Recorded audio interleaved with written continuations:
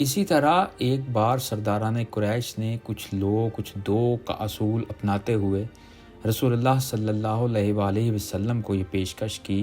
کہ آپ ہمارے معبودوں کی مخالفت چھوڑ دیجئے، ہم آپ کے دین کی مخالفت چھوڑ دیتے ہیں،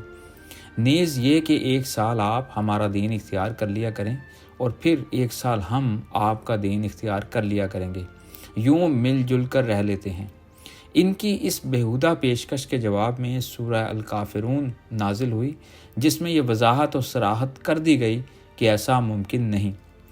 اسی طرح ایک بار سرداران قریش عمارہ بن مغیرہ نامی ایک نہایت خوبرو نوجوان کو لیے ہوئے آپ صلی اللہ علیہ وآلہ وسلم کے سرپرست اور چچا یعنی ابو طالب کے پاس پہنچے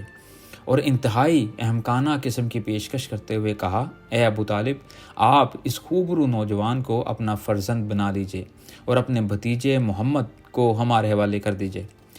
اس پر ابو طالب نے جواب دیا، واہ، کیا خوب مشورہ ہے کہ میں اپنے فرزند کو تو تمہارے حوالے کر دوں تاکہ تم اسے ہلاک کر ڈالو اور تمہارے لڑکے کی پرورش میں اپنے ذمے لے لوں۔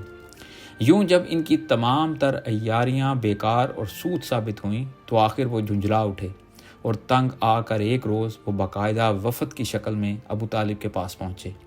جب سخت گرمی پڑ رہی تھی، جھلسا دینے والی لو کے جھکڑ چل رہے تھے، سورج سروں پر آگ برسا رہا تھا، گرمی کی شدت کی وجہ سے ہر کوئی اپنے گھر میں دبکا بیٹھا ہوا تھا۔ ایسے میں یہ لوگ خلاف معمول اچانک اور بے وقت ابو طالب کے پاس جا پہنچے۔ مزید یہ کہ ان کے تیور بھی کافی بدلے ہوئے تھے، انداز اور لب و لہجہ بھی بدلا ہوا تھا۔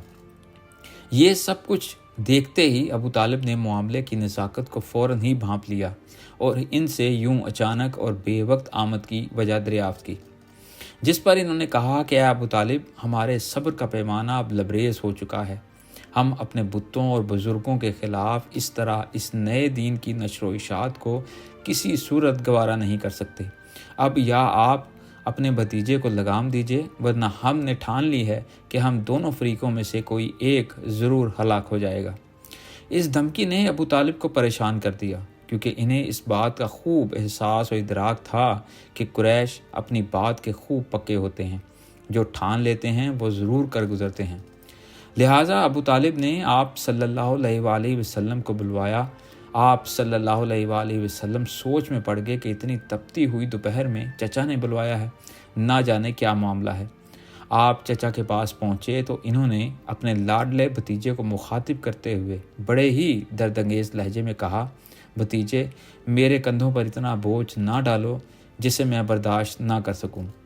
اپنے مہربان چچا کی زبانی یہ بات سن کر آپ صلی اللہ علیہ وآلہ وسلم کو یہ خیال گزرا کہ شاید اب میرے چچا میری مدد و حمایت سے دستبردار ہونا چاہتے ہیں۔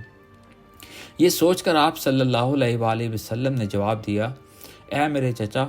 اگر یہ لوگ میرے دائیں ہاتھ پر سورج اور بائیں ہاتھ پر چاند بھی لا کر رکھ دیں تب بھی میں اس کام کو نہیں چھوڑ سکتا، یہاں تک کہ اللہ خود اس کام کو پورا کر دے یا میں خود اس کوشش میں ہلاک ہو جاؤں۔